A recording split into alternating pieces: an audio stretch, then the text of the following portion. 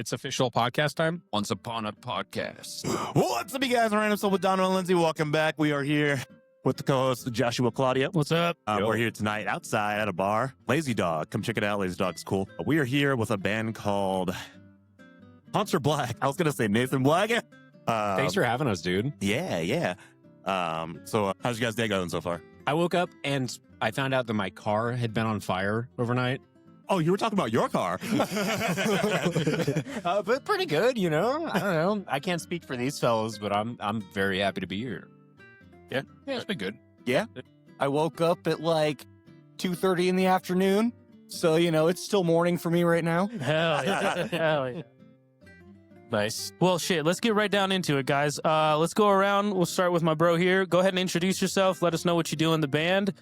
A little bit about yourself. What's up? I'm Ashton Fine. I'm a bass player for the band Hunter Black and Stromatolite and Belligerent Blasphemy. I'm Nathan. I play guitar and I write songs for Hunter Black. And I also play guitar for Belligerent Blasphemy sometimes, which is a fun surprise bonus thing you guys are finding out about. Yeah, keep moving. I'm Dylan. I also play guitar for Hunter Black and Belligerent Blasphemy. I also play in a jazz band, to be named. You guys will have to figure that one out later in life. And I do other music things, but that's a mystery. I have to keep things somewhat mysterious. A man of mystery. Yes. I'm Noah, and I play drums for Hunter Black and too many other things. And I just had a baby 3 months ago, so that's been fun. Oh, congratulations. Yeah, thank you. Hi, Poppy. Cheers. I'm Aaron, and I do vocals for Hunter Black and guitar for a lot of projects. I have like 6 studio projects right now, including Belligerent Blasphemy. Yeah, it's my shindig. You guys are doing all the things right now. We stole Ashton for our prog project, Stromatolite. Man, he was such a snipe. It's hard to find amazing bassists. Yeah. You know? Yeah, an incredible snipe, my That's man. the truth. Seriously. Been some crazy work on that. What's the model of bass you got again? It's a Jingwall NG3. Okay. Hell yeah. It's pretty sexy bass, dude. You do some nasty work on it, bro. Like, It's awesome stuff. Yeah, when he auditioned, he showed up, and we just see this crazy, beautiful bass, and then I was just like, can you play Scale of Summit? And then he's just like, sure can. And I'm like, all right, you're in. Damn, Scale of the Summit? That's a throwback. All right. I hit him with Atlas Novus. Okay. Nice. Well, let's start with you, Nathan. So me and you, we go back when you were just a baby, basically. Not that far back. But 2015, I think, was the first time we met. Something like that, yeah. At the old Flux Capacitor. Yeah. I missed that place. Yeah. What do you miss? Did you ever get to... What were you doing at that time? So I was playing in hindsight, probably pretty bad 2-piece prog metal band. I was playing guitar and singing, and I thought I was hot shit because I knew how to find notes on the guitar, and I thought that made me a big deal. So, I was like playing the Flux mostly, but Right. yeah, that was kind of it. I was a teenager, so I was just learning. Right.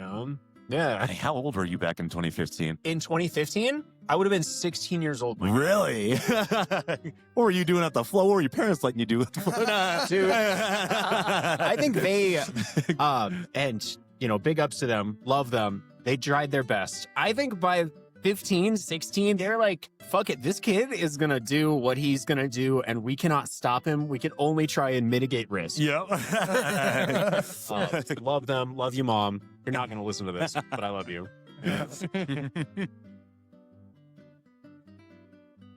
What were you doing at the Flux back then? I don't know if you mind me asking you a question. Yeah. So remember Andrew, me and Andrew, so I had my acoustic project going, From the Seas. Yeah. And I found Andrew that year on Craigslist. Yeah, dude. And so I had been at the Flux Capacitor before for like a month. Yeah. And then got another space there with Andrew. And we were in that, that little closet space. But yeah, that's what I was doing there. We were doing acoustic stuff. Yeah. Yeah.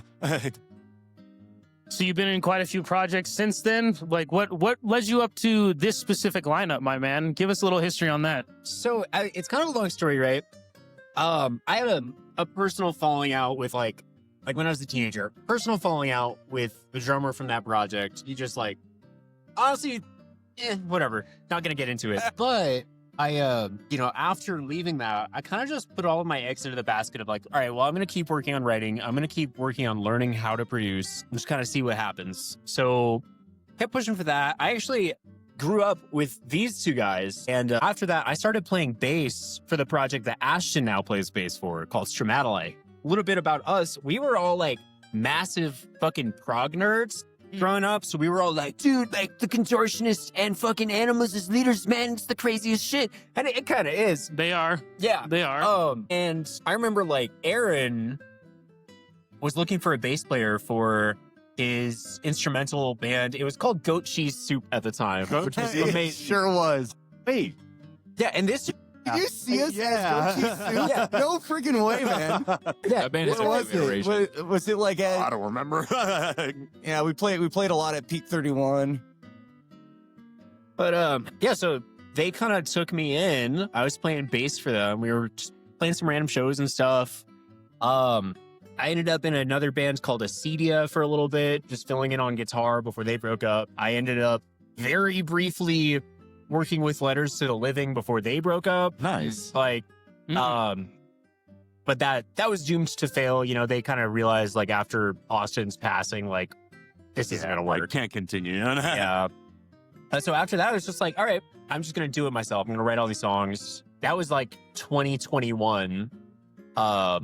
And I started teaching music. I kind of just kept putting my eggs in that basket, slowly working on the production shops. And I feel like finally the stars kind of aligned where these guys who are just like lifelong friends of mine, and then these two who are new, presumably going to be lifelong friends of mine, just kind of... Whoa, that's a lot of commitment, man. What the fuck you doing? I'm trying to be earnest over here. Put a ring on. I do not remember that part of the contract. These guys who are sworn lifelong enemies of mine. There you go. Now we're talking. It just kind of worked out. Like everyone was like, yep, I'm available for a band. Cool. You've got some songs written. Fuck yeah, let's do it. And it actually started as a trade because Aaron was like, hey, I've got these like crazy, like prog metal, doom metal demos, and I need someone to play guitar for it. And I was like, well, I need someone to sing. It worked out beautifully. You're like, there has to be a trade. We could make something over. A lot of the songs that you will be hearing coming from Hunter Black are, at least a couple of them were written in like 2020, Yeah. 2021, you know? Nice, man. You guys been putting in some work then. A lot of long time progress, but it's really paying off. You guys play some awesome music. Thanks, For dude. sure. So then when did you guys finally get together? Like when would this like solidify? Like last May or It's about exactly. that's whenever you guys like played. Our first show was in July, right? Yeah, it was impromptu. We have a buddy who comes to town who used to live here. He plays in some of many projects over the years, but every time he comes to town, we want to play like a random show. He has like a week he'll get in. We'll have to, the last couple of times in a week, we'll pretty much write entire sets for multiple bands and then play and practice them for the show at the end of the week. And then It makes for a hectic Yeah. week, man. It's crazy. no, Having the first people time, roll I into think- town, it's just like, all right, we got to bust out some practice real quick. Make sure we don't get up there and fucking embarrass ourselves. How many bands were we in the first time? Oh, It was 4. it was 4. We were yeah, in I was 4 on. I for was like on 30 vocal to an triple hour duty, long. and then did Stromatolite played that show too. So yeah, I did vocals for 3 bands, and then did guitar for the instrumental prog project. That was so much fun. But yeah, it's one of those Hunter Black, originally Hunter Blue, right? Yeah.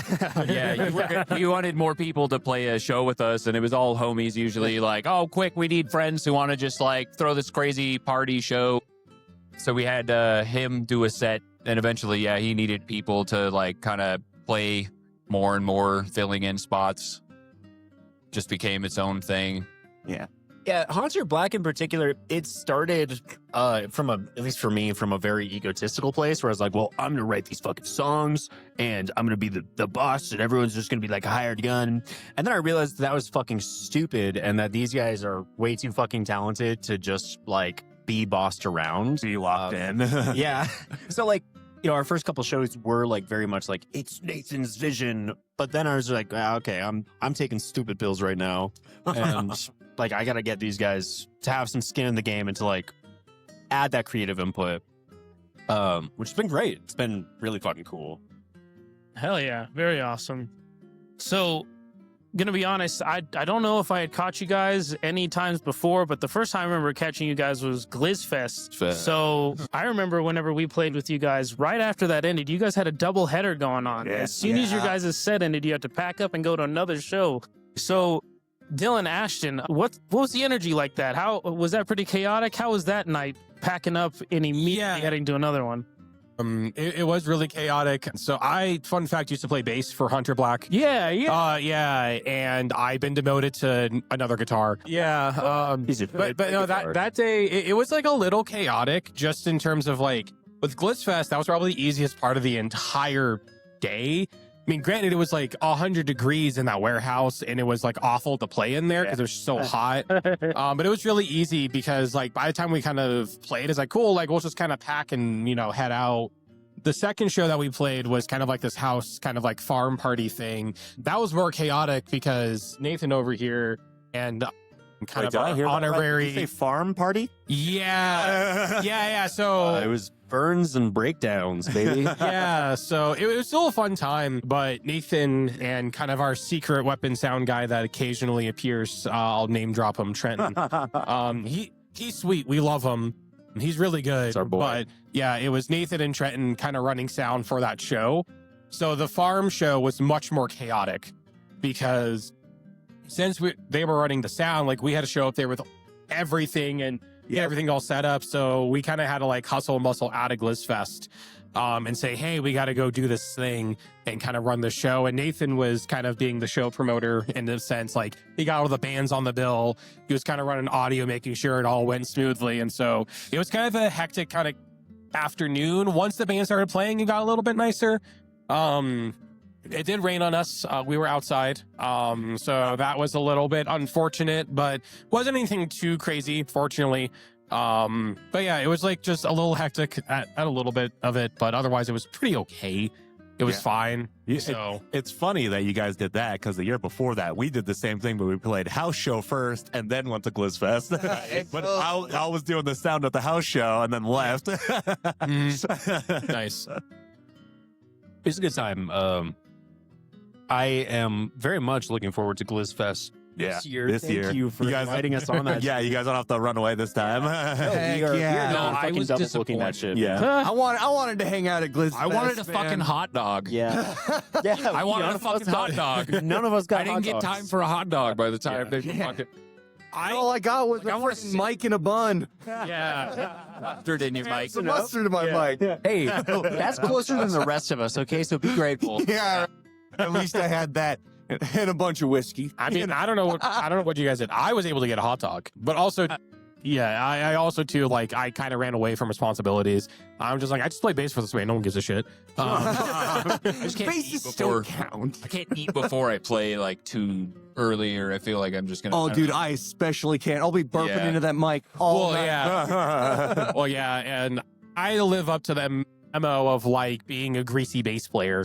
Like I had to do a personality shift. Oh my God, Yeah. Shit. Yeah, exactly. Your moment to shine. You did it perfectly. I was literally shining with After that- grease. So Ashton, sorry, bro, I messed up the timeline. So you weren't with them the last time they played Glizzfest. No. No, how that happened was I think Nathan hit me up to play bass like right before they did the doubleheader, and I saw that after he talked to me, and I was like, oh my god, these guys are super serious. I think the week before Glizzfest was my first practices, but they were so like trying to get ready for that I couldn't play yet. I was just like watching and internalizing like the song structure and stuff, and then I started practicing after that. Okay. Wait, so were you there at Glizzfest? Did you? I did not see No. Glizzfest. I unfortunately missed it. I watched the show after that. Like Austin Dickey was there. I forgot his band, but I officially was the bass player of the band after that show. Okay, for sure. So this will be your first Glizzfest that you're playing. Yes. Hell yeah, dude. Excited to have you. That's gonna be such a fun time. It always is such a fun time. Shout out to Chuck for Wait, does that make it a year old? Tuck Thomas. That's what we're talking about. Yeah. Shout out to Chuck for hosting. That's going to be a great time. What for the sure. fuck? Yeah. Almost a year. Guys, we got to celebrate our bandiversary. Yeah. We're gonna do that with our show in June. I thought Dylan was gonna say band orgy. But We have to celebrate. I mean, that's the joke I make every You know, week. that's like the sub-reaction every time we make plans. You know, like there's you have to assume there's going to be a band orgy afterwards. It's after every gig. I don't know why there's like a celebration for this. This happens every time we play a show. Honestly, I'm kind of sick of it at this point. Like, Oh, okay. I want to see us. So you got we should You break got up, but that. not in that way. Not like that. Not in the band way, but in the polycule way. Yeah, you guys had that the charity show in December after all that. yes, You guys got a lot of stuff from that. Like that was dude, that was such an amazing show, and I want to thank you guys again for fucking playing that. That was Guerrilla Welfare for anyone who's unaware, and that was probably one of my favorite things I've ever done with music. So for anyone who doesn't know, Guerrilla Welfare was and is and will be, because we're doing it again this year. Oh, nice. It was a big charity food drive and coat drive for Colorado Springs local, like impoverished and unhoused populations. The idea was just like, we're going to get a bunch of sick bands. We're going to have them bring people out, and it's free admission with a donation. And I can pull up the numbers, but we did good numbers in terms of donations. Yeah. It was just like shit ton of 500 pounds, over 500 pounds of Yeah. stuff Yeah. donated. how was it organizing that? Was it like was there anything crazy that you had to do? Honestly, the hardest part, I think, was finding reputable organizations to work with. Because weirdly, not all nonprofits, not all charities are created equal. There are organizations in town that they're still doing good work, but there are caveats to that. And I don't want to speak ill of any organizations, you know. He just starts naming them off. He's like, I got a list right here. Fuck you and you and you particularly. So it's nuanced. Actually, I totally will name organizations. So there is Springs Rescue Mission here in town, and they do objectively a lot of good work, right? But there's also issues that I've heard anecdotally from both activists and like people who would be seeking help here in the city. So for those who are unaware, Springs Rescue Mission is a temporary housing thing. It's a warming shelter. I believe they do food banks and other stuff like that. They help people out with clothes.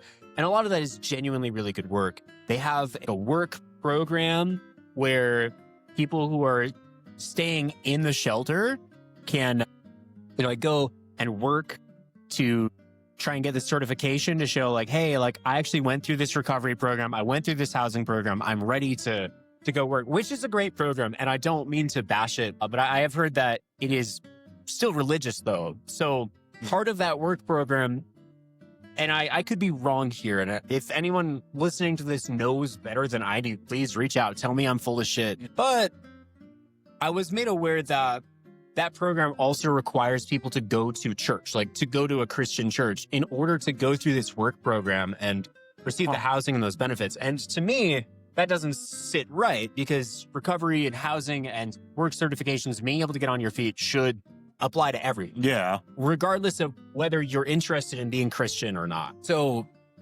finding the organizations for guerrilla welfare proved to be a bit more of a challenge than I thought. But fortunately, I was able to come across Hope COS and Westside Cares and actually like talk with the teams, meet with the teams, and they were all just amazing people. And I felt really fucking good about the work everyone put in there. That's good. Yeah, that's awesome, dude. Very nice. Yeah, it was a crazy turnout, man. The scene really showed up for that. I was surprised. Yeah. Finding the bands was really like not too hard, you know? Like Right. you guys were just like, fuck it, we're in. Last year was our show year. This year's our writing year. So I mean, fast forward from December to just a few weeks ago, at the end of March, you guys shot a new music video, right? Part of it. Part of it? Yeah. Oh, you guys still recording some parts? So we have a couple vocal takes to finish retracking. And that's 100% my fault. I'm sorry. I love you. Sorry. It's all right. I was looking over at him. Okay. Here. We are an honest band. Dang. So Go ahead. So yeah, for the track that it was for, what's the concept? Give us a little lowdown on the song. Can you give us any details about the music video before you release it? I don't know if you guys want to do any spoilers. So the first single that we're releasing is called Nothing, and it is about, broadly speaking, it's about struggles with mental illness, right? And the way symptoms of mental illness can manifest. And the video itself, I'm trying to make it as like sort of twisted and frantic as possible. Yeah. So, and Donovan can definitely speak to this. The shoot involved getting like 10 people to go hang out in a tunnel Yeah. for like 4 hours, it was super amazing that so many people showed up. It was honestly a super fun shoot. That was fun. Yeah, it's going to be sort of twisted visions, you know? Think about like disassociation or to an extent like psychosis and hallucination, like sort of in some ways trying to not exactly capture that because it manifests different for everyone, but to create something that speaks to that and is both direct about it, but also sensitive for like people who do experience those things. Yeah, that's good. That'll be. This will be your first single that you're releasing too? That's correct. No way. All right. Hell yeah. Well, what can we find you guys on then?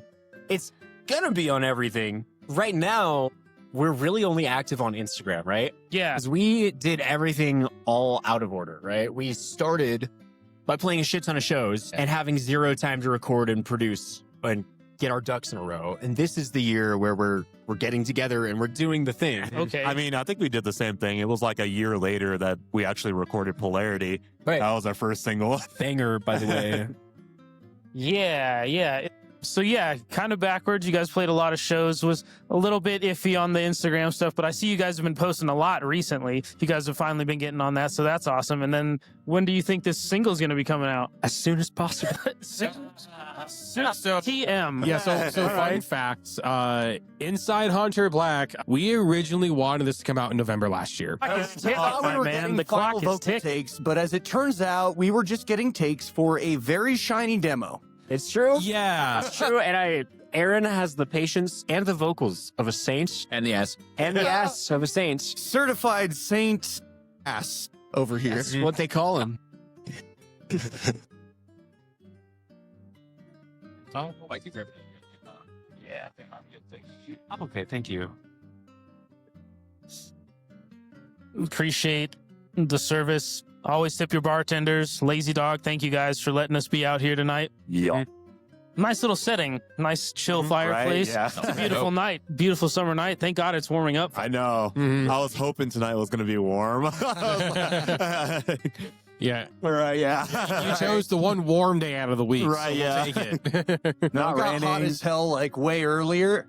And I just refused to accept the winter weather and just wore shorts and t-shirts Yep. through this fucking blizzard that just rolled through. I was going to say, I like how it snowed, and it's like, did it really, though? I couldn't tell. Right, yeah. Nathan, you wear a lot of hats in the band. Not as many as I used to, which is great. But you do what? Guitar, songwriting, production? Yeah, so that whole shindig, guitar, songwriting, production, I'm like personally directing and writing the music video as well. Hunter Black is very much my baby, but what I've really realized is for it to be effective in any capacity, like not beyond delegating, like it just would not be possible without the actual input and passion of these four dudes. And just like kind of realizing that, accepting that has been super fucking cool. Because I went into it thinking, yeah, it's my fucking band, man. And then these guys were just awesome and like just took on a lot of responsibility and just kick a lot of ass. And it's better than it ever would have possibly been if it was just me calling all of the shots, which has been super cool. I know how that is. I was definitely the one that was just kind of like all the screens in front of me doing everything. And I'm like, I need to dish out some work. So I gave Josh some art. Dude, it's too much of a load to do everything by yourself. Like, you just can't do it all by yourself. You need a team. Yeah. One thing I want to plug real quick, Aaron and Noah have been working their absolute dicks off building and developing their studio, Sprite Lightning. And it's pretty fucking cool. They're doing some really, really good stuff. They're onto it. And Haunter Black is going to be, that's basically going to be the home base for Haunter Black from now on. You know, Yeah. we've been recording in a couple other places, but like, it's kind of the spot. I practically live at this studio. Yeah. So it's like, you know, if I can just knock shit out there as opposed to having to go somewhere else, schedule time. You know, Yeah. it's just so much better to do stuff like when you feel like it, you know? Right. Yeah. It's like, oh, woke up today, no plans. What am I going to do? I guess I'll go get final takes for this because I'm feeling like it, you know? Versus like if you like plan out a day to do some final takes, man, it's like 3 days of prep. I have to make sure that I'm pissing clear for like 2 whole days before that, you know? And I gotta stop smoking cigarettes for 2 whole days before that. I gotta make sure I'm sleeping for like 10 hours each night, 2 days before that. It's just a whole lot of self-care that I'm kind of bad at. Yeah. No, and I think just the general expense of like going to a studio and the pressure of different things like that, if you're not used to it, like you could spend that much on like just your own setup like once and slowly upgrade it with like the times getting more and more modern, and then you have the freedom of just your house and whatever you got pretty much just anytime. So you guys are just doing that out of your crib? Yeah, so my mom's basement pretty much. Hell yeah. I've been living with my mom for a while now. But She left town. She left town for like what, a week? no, there was a good like month or something she was A gone on a month? couple Yeah, trips. she left town for a month. Was and it then came back. We remodeled her basement. It started off, I just had some leftover like foam paneling and just was like, oh, I got to do something so I can do like demos on, I play drums, right? So it's like, I need a big space to do anything. And so like, I was like, I need at least like a little corner I can put up some like curtains or something, but Took over the whole basement. yeah, every day we would like do anything. Aaron's coming over all the time and we're just like, oh, what if we do this? What if we, and then it just kept spiraling until it's like now the bougiest studio I've ever seen. It's free in our basement. I mean, yeah, once my parents move out of my basement, that's what I'm going to be doing. Oh, yeah. Just have like studio set up. People can come in through the fence, go through the back door. You've been saying that for the past 4 years, My man. parents That have been ain't living with me for 4 years. Oh, it's rough out here, man. Hard times. No for shit. some It is. people. It is rough. Never underestimate your mom's basement. Never, ever under. Dude, I did so much great work in my parents' basement. You know, once you move out of your parents' basement, you don't have time to do crazy cool shit as much, you know? Right. No, they put up with so much shit. We were obnoxious as hell as children in little like punk bands and shit too. Just like yeah. half the time just screaming into the microphone and smashing shit for hours. Like it's just crazy how much they put up with. I'm like, I don't know. Not a lot has changed. No, that's true. It's more organized. This Yeah, it sounds a little better. Yeah. So I'm gonna go around asking everybody then, since this is gonna be like the first time you guys are really releasing music on music platforms and stuff like that. Let me ask everybody, what is the sound that you guys have? What would you describe Haunter Black as sounding like? Ashton, my man. Synthy hardcore with deathcore breakdowns, kind of. Anything else? You, Uh, you take your time. I want to hear from you. That's all I got, really. I'm a quiet bass player guy. I got no more to say. Oh, come on, bro. I'm actually super curious as like the person who's mostly writing these songs. I want to hear it from you guys first, Dylan. you Okay, go. I'll go first. So, have you guys ever heard of an artist called Taylor Swift? Oh, fuck. So imagine I go Taylor Swift. Yeah, we're pulling out the T Swizzle for this one. Dude, Taste Wave. So imagine some Taste Sway with some breakdowns, and then you have the vibe of the song. But in all seriousness, it is kind of like, I don't know, for some weird reason, like there's a couple songs that we have that I always think like it's like spirit boxy vibes, but slightly like different. We're not like trying to do the whole like new metalcore thing, but there's like a little bit of like the metalcore stuff. There's a little bit of like new metal stuff there. What was that? Oh, do you go on? Okay. There's like a little bit of like kind of synthy EDM stuff kind of like splashed in there. And this song in particular, I think is definitely, out of everything we've written, feels like the most like straightforward in quotation marks metalcore tune, and I don't think it's really straightforward at all. If that gives you an insight of kind of like what's been cooking. It has its moments of like, yeah, like we get what's going on, but it's like, but no, we don't. Just let that sink in. As I get weirdly philosophical because I don't know what I'm talking about. I'm a musician, for fuck's sakes. So I'm actually just here. None of that was true. What I just said. Exactly. I was more correct with the Taylor Swift analogy than anything I just rambled on about. Yeah, definitely. that was weirdly on point. No, it's funny you mentioned new metal and like metalcore. That's like where I believe the bones of everything. At least I do. And like how I envision, especially the beginning of how we were playing, because we've evolved a lot over time. And the more we like structure how we want to like have different like groups of our songs, where we just originally needed anything to put into a set that's long enough. Now it's like the synthier stuff we almost tame more and more down into like calmer subgenres of music that don't fit with other things, and so you kind of start splitting and organizing the music. So it's like, depending on the song, yeah, we're just completely different genre. But it's funny you mentioned it. I'm like, yeah, new metal is the first thing I thought of. I don't know how the synth stuff is new to me. I'm never good at like saying any genre. Yeah, so I mean, you can imagine Metal with synth. Yeah, it's metal with synth with Aaron doing his best Fred Durst impression. Fred Durst. Chocolate starfish. Wait, Aaron, can I get a chocolate starfish? I don't know that song. Limp Bizkit? Limp Bizkit, I know of that song.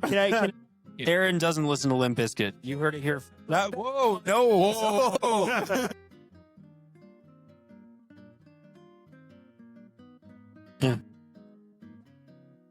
Oh, what do you have to say about the allegations? I plead guilty. Where are we? What are we doing? Genre. Yeah. We are the genre. What do you believe we are? Yeah, I thought that was funny that Dylan said we weren't exactly metalcore, because like I describe it as like a metalcore band. Like if I'm talking to a stranger, and I just have to give them like a quick 10-second synopsis of who we are, what we do, it's like metalcore. And like I think I'm kind of like Taylor Swift. I think Dylan hit the nail on the head there. But if Taylor Swift was like, I don't know, maybe getting burnt alive, that'd be more like my sound. But I think I nailed that, I just tell Can you everybody give us we're a demonstration? We're jazz fusion, baby. Everything is jazz fusion. Can you give us a demonstration? Of turning Taylor Swift? That's what Burning Tan. Yeah, that's what Burning T Swizzle sounds like. Jesus. I mean, I understand you guys though. Like the genre wars, they gotten old, bro. I understand what you're saying, bro. Just metalcore. I don't know. Come listen. If you like it, you like it.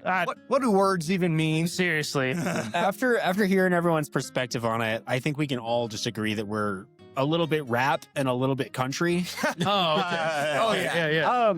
I don't know. It's tough because as a writer, like I kind of fuck with everything. Like I fuck with jazz. I fuck with a little bit of country. I fuck with like old school blues. I love like stupid butt rock music. And just pop music and hip hop. And Hunter Black, like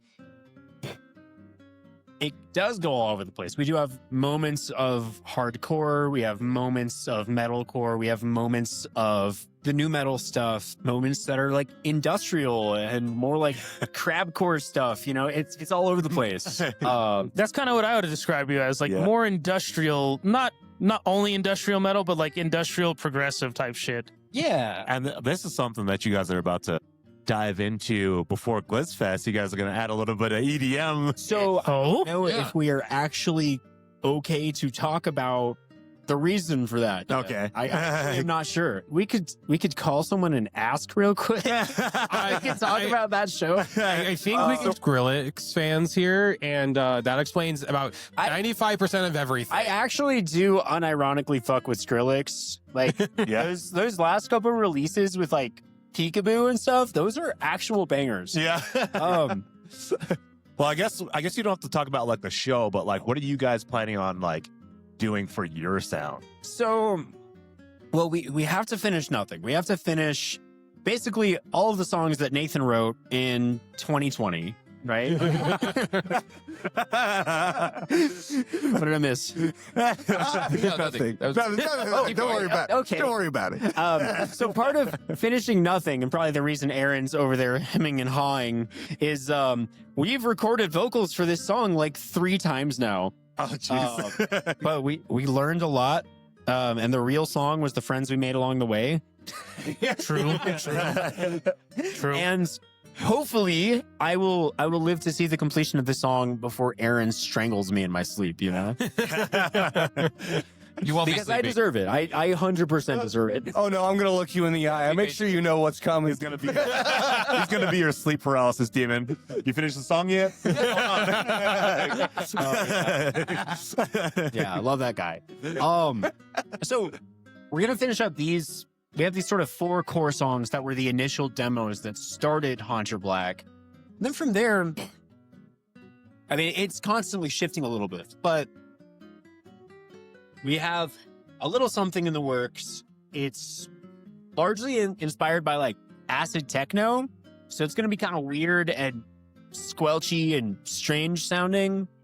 But also, you know, poppy and rock like metalcore music, you know? Yeah. Where we're going. Yeah. Hopefully both heavier and more melodic at the same time. Yeah. Perfect. Excited. I can't wait to actually like hear you guys' stuff like recorded. Me too. As a matter of Yeah, fact, send me some demos. I'll put it right here. All right, let's do some rapid fire questions here. Oh. So, In the hot seat. no, if the venue is burning down and you had to say one piece of gear, what would it be? At this point, I have like ridiculously over expensive cymbals. I would have to somehow grab all of my cymbals off the stands, or just grab the stands in a group and run out the door. Yeah. I mean, yeah, cymbals are expensive. No, I cymbals. The rest, Laptop. Oh, that's yeah. true. No, everything else can burn. I lose my laptop, I'm going to be devastated. What would you guys grab? I mean, I'm a guitarist, so I think the first thing would just be like my guitar. I'll throw it out the venue before I catch on fire. Like that's where it is. Like as long as the guitar is fine, that's okay. I mean, like yeah, like I have a couple other like expensive things, but the guitar, I don't know. It has meaning to me, so I'll just pick it and throw it out, and then I'll burn to death. Does the band count? No. Yeah, I wouldn't say to any of you. He's gonna carry all of us out. This is what I've Simultaneously. been working out for. As everybody else is trying to grab everything that they want, it's just like, let's go. Like, what are you doing? Okay, but gear though, like the laptop is. You know what? I'm smart enough. I have my laptop backed up, so like I have those files. If the laptop Great breaks, idea. Yeah. That's a brilliant Aaron, idea. I should please do that. back up your laptop. Oh my gosh! And to those of you listening at home, please back up your laptop. Back up your flash drives. I learned this the hard way. Oh no! It's a good Linus Tech tip. Back the shit up. Yeah, Use the cloud. It's I guess the smart answer would be my quad cortex. If my dingwall burned, I would maybe be able to make the same sound with the quad. I was gonna say, like see, parallax. the nice but- thing about quad cortex is like that's literally all you need to grab. It's like Yeah. So that's all my gear right there, and it has like parallax on it, and that's like the one sound. But if that moment actually happened and I was like panicking, I would grab my bass because it's just like right there and Yeah. cool. It'd be smart to grab the quad though. for sure. From each of you, what is the ultimate undisputed 2 a.m. post fast food order? I'm sorry, we were rocking out on Katy Perry. Can you repeat that? It's a classic, man. It's a classic. Late at night after the show, what's the undisputed the order, the fast food? What are you guys grabbing? Fat Shack 6-piece bone-in buffalo wings man with was the on. mozzarella sticks. Damn. He's been saving that answer for Yeah. ever. Because that happens every other night. Krabby Patty 4x4 animal style. I'm just kidding. It's honestly, I've always been like a fucking fast food, like Mexican food, like breakfast burrito guy. True. Whatever the Wendy's employees will allow me at the back of their restaurant at 2 Whatever a.m. we can pull out of the dumpster. Hell yeah. Whatever is allowed, I will say that. But no, I mean, I'm kind of like not a big stickler on food, so whatever works. However, the Mexican food idea, it just like I'm sold. Like if I'm thieving an answer, it'll be that one. But I've definitely done a handful of like In-N-Out run-throughs. Like I play with a band in Denver, and afterwards I'm like, I'll just drive down here and grab In-N-Out at like 3 a.m. Yeah. And I'm like, this is it. This is the spot. It hits differently at 3 a.m. You heard it here first. Generally, anywhere that has some like mozzarella sticks and way too much ice cream. Okay. Yeah, there's only a couple places open at super late, but yeah, fucking mozzarella sticks, so good. Man, when we first started the band, it was like normal for us to get out of the practice space at like 3 a.m. So your options were limited, you know. Nowadays we got more on top of it. We're like, okay, boys, we can't be up until 3 a.m. every single time we practice. We're up until midnight. It's hard. Yeah, Tempting. yeah, I know. Now we play in a house that needs to go to bed at like 8 or 9 o'clock. You know, and I think it's good for all of us. It's good for all of us. But I have an addiction to carne asada fries and burritos, like the California burritos, dude. Oh yeah. I was getting fat on some carne asada Wait, what fries. about- I started getting carnitas fries. Hey, Yeah. that's fries. I've never had. Try it out. You'll get fatter. I'm here for it. Some meat on them bones. What about Everflare? What's the You heard a DP dough? Oh, DP dough, the fucking, what is it? The York zone. Man, I will munch on that any day of the week. I used to rehearse like 5 minutes from that spot. And Oh, okay. Yeah. Yeah. It was eyeing me, dude. Yeah, dude. Yeah. DP dough is a godsend from up north they're Colorado, cookies, man. God dang. I would drop the cookies. They're cookies. Cookies are good. they have really What good. about you? Yeah. I mean, breakfast burrito. That's, I mean, all the places that are open super late at night are Taco Star, Albert Tacos, like carne asada fries, carnitas fries. I'll get those. yeah. I'll be sitting at home at like 2 o'clock in the morning. I'm like, DoorDash. God bless those warriors out in DoorDash doing the Lord's work. Oh my God. So, out of all the unreleased tracks that you guys play now, which one is your favorite to perform? Let's go around the room. Yeah, let's go around the room. Ashton. Toxic Leech. Oh, reverse order. Oh, Toxic Leech. Whichever one, go. We got Ashton's answer. He Ashton, said what was Toxic Leech. Yeah. Which one? Toxic Leech. Toxic Leech. Okay. Why Toxic Leech? It has a bunch of cool slap bass stuff, Oh. and the main like riff is sick. For those of you at home who have never heard this song because you've never heard of our band, which I'm assuming is like most of you, it kind of goes like this. I don't know. So there's a little sneak peek for you. Hell yeah. Hey, Nice burnout. Radical, dude. What about you? Can we add everyone's like a cappella rendition of the song to this question? Oh, yeah. Awesome. My favorite to perform. Honestly, we have a hardcore tune. It's just a straight up dumb hardcore tune. It doesn't fit with the rest of our music, but we love it. It's called Blight, and it goes like this. It's like that was the impetus for the. Hopefully, at least somebody remembers the mustard moment from Glizzfest last year. Yeah. We just, you know how in a musical, when a character, they can no longer express their emotions through dialogue, they break into song. It was like that, but for hot dogs. For sure. Did anyone get the mustard moment on film? Did we think about that? Wait, what happened? Because I wasn't there. What is this mustard moment? I think video of it. Yeah, I think so. Yeah, I'm sure there's probably a recordings lot of it. Someone got it. Yeah, there's recordings of it. Yeah, we'll explain to the hot dog moment real quick. So, because it's Glizzfest, right? It's about hot dogs, right? What else would it be about?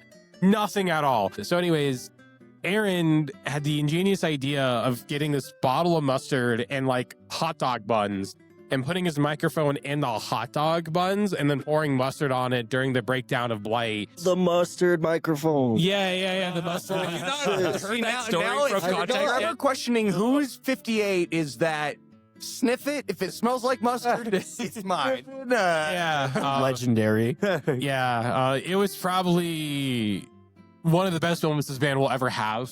And it was like our second show. It's all been downhill. It's all been downhill. But to answer the question, I would also have to say Blight. Like, I'm a stupid, dumb, like hardcore kid at heart. Like, give me stupid fucking riffs and I'm in. Like, give me low IQ, don't have to think twice, and we're all good. On top of that, I play an 8-string in the band. Nathan plays the 7-string.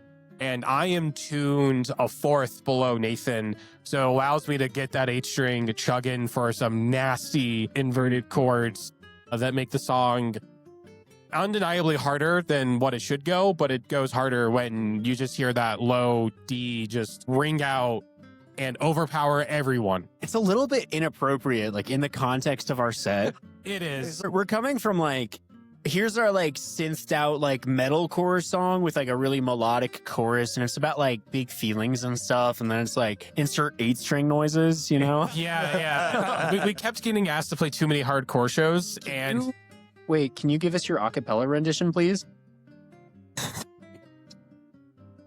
Fuck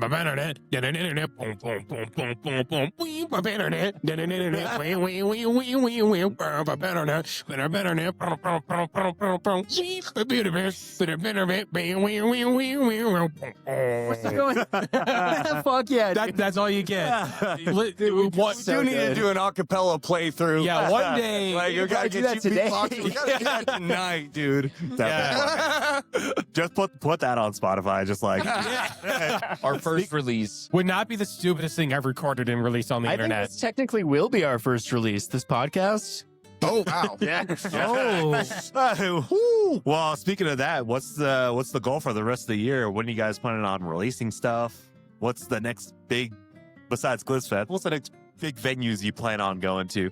So I don't want to speak too soon to things that aren't set in stone. We have a couple wonderful shows lined up for the year. Really, only 3 so far. We have the one that we can't talk about.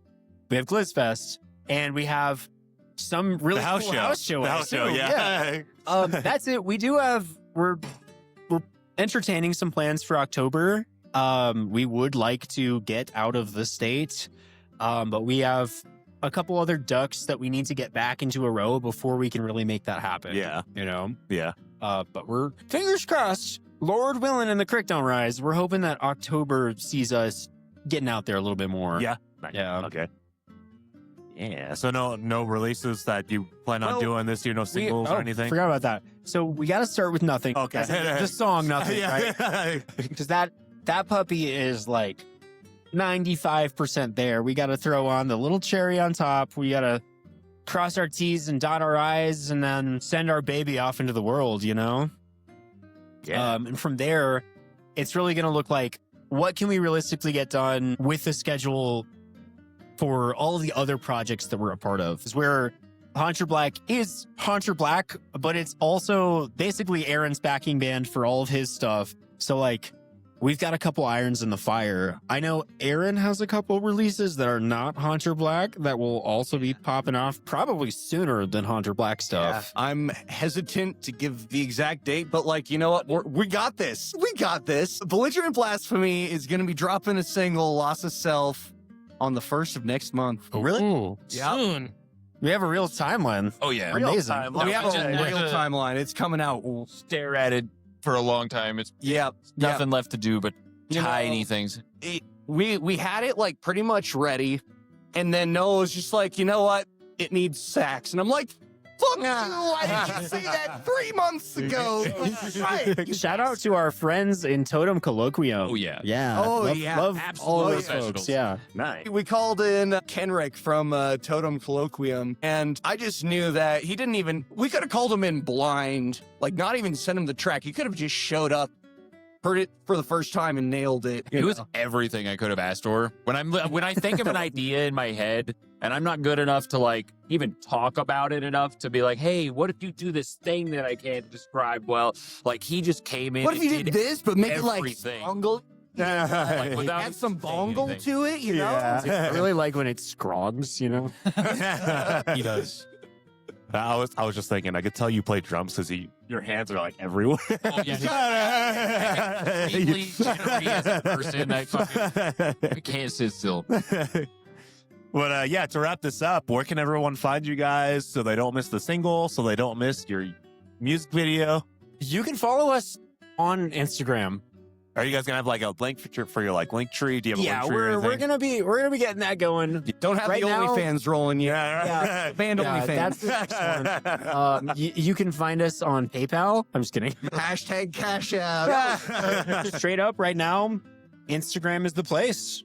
You know, Right on, right on. where can we find random stuff with Donovan Lindsay? everywhere. It's Hell on Apple Music. It's on Amazon. It's on Spotify. It's on YouTube. Yeah. So looking forward to releasing this one. Big thank you to the guys in Hunter Black. One last shout out to Lazy Dog, and Lazy Dog. we'll have Thank to you, see you Ryan, guys again. another time. Thank you Yeah, thank for you. letting us do this, Ryan. Thank you, Caroline, for letting us be here and you getting us some pretty good food, all of our drinks, and yeah. So yeah, any last words for you guys? And shall we do the acapella? Oh, yeah. Give us a quick acapella of one of your songs. I'll do the vocal cues like we hear in our. So this is what we hear in our. All right. What are we Why? bass player? So I'll sit down here. 1, 2, 3, 4, 5, 6.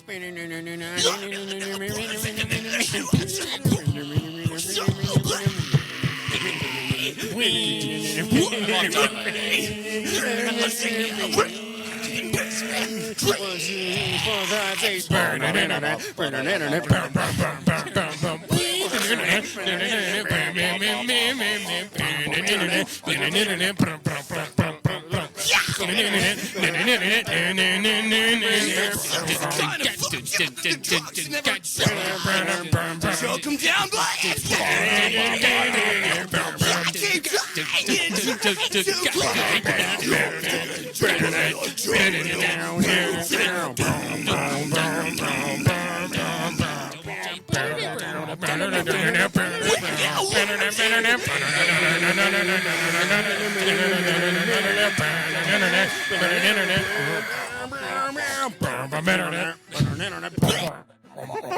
God damn it. Wonderful. Well, you are here first. That's our first release, guys. I'm so proud of it. Dude, Donovan, this has been amazing. Thank you so much for having us.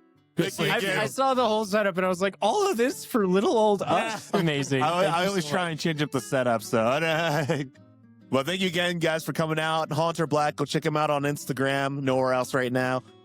Look out for everything else that they're going to be doing this year. Yeah.